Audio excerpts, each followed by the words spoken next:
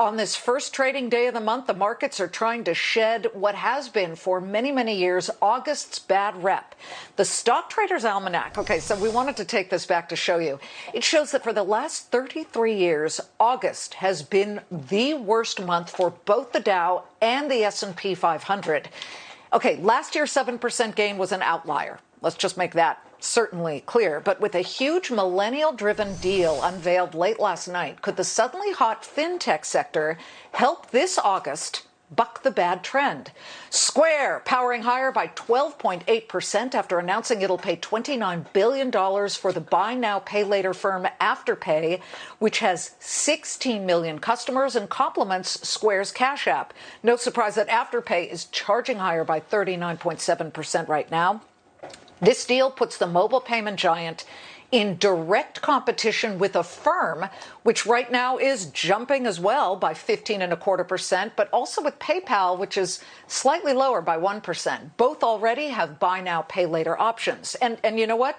They're not alone. It appears Apple might want in on the action. Bloomberg reports Apple's partnering with Goldman Sachs to develop a new service that would allow consumers to pay for Apple Pay purchases in installments. Is the fintech sector the gasoline that may just keep the market's motor running hot through August, at least this time around? To our floor show traders. All right, let's bring in Scott Bauer and Tom Hayes. Scott, could this deal, which is very much a millennial play, throw off the August bears? And if we were to see a classic August pullback anyway, what's first on your shopping list? So first off, Liz, I think this is a one-off. I think the Square deal is a great deal. I'm not looking for a continuation in the space of other deals coming out like this, whether it's in August or even through the rest of the year. I think this is, kind of out of the blue, a big one-off. Now, let's talk about August. August, as you said, one of the worst months of the year, especially after markets had been up the first half of the year. When the S&P is up 13% or more, first half of the year, August is down about 0.5%. That being said, we are in this buy the dip mentality, which has worked. So I really think there's a few sectors and a few individual stocks to go from here. And I'm not talking about the Reddit or the Wall Street bet stocks. First off, the banking sector. It's imminent that the Fed is going to make adjustments. We know that's going to happen, but it's not really that. Why I love the bank so much, it's because the big guys, JP Morgan, Goldman Sachs, Morgan Stanley, they are still going to be recording record trading profits. That's number one. The semis, I've been talking to you for a while now how I thought the semis were going to break out to all-time highs, and we are just about there. I believe that they have a lot of room to go still. Now, individual stocks real quickly, love Amazon. This pullback after the, let's call it, awful news that they had on the report here, big buying opportunity. I also love Nike. Nike is unbelievable. Even though their PE is higher right now than it has been historically, their growth rate has accelerated. Love the digital space they're in. Those are two stocks I'm really watching. Nike hit an all-time record last week, I know. Tom, you saw Scott just talking about the financials. You actually are picking Citigroup.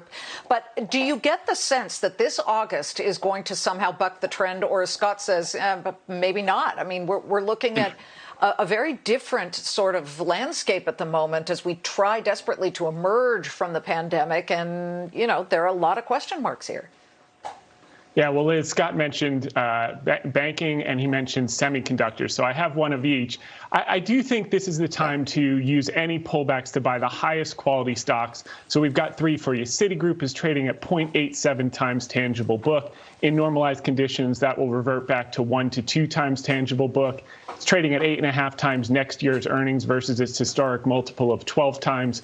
And it's a turnaround story with Jane Fraser. She's brought the efficiency ratio down from 64% to 52% by cutting costs. Anything below 50% is great, and it pays you a 3% dividend yield while you wait. And then on the semiconductor side, we like Intel. It's trading at 11.8 times earnings versus its historic multiple of 15 times. They've got the lion's share of the server processor business, which is going to drive growth in the short term. And you're paid a 2.5% dividend yield. Now, my third one is interesting. It's in contrast to Scott. He's talking about Amazon. I like Amazon, but we saw last week that the online sales are coming down a little bit. People want to get out and about. And believe it or not, one of the beneficiaries is going to be Dollar Tree. Dollar Tree is trading at just 14 and a half times earnings. Their average ticket went up 9.5% last quarter. Their same-store sales comps were the best since 2017. So we think that's an opportunity moving forward as well.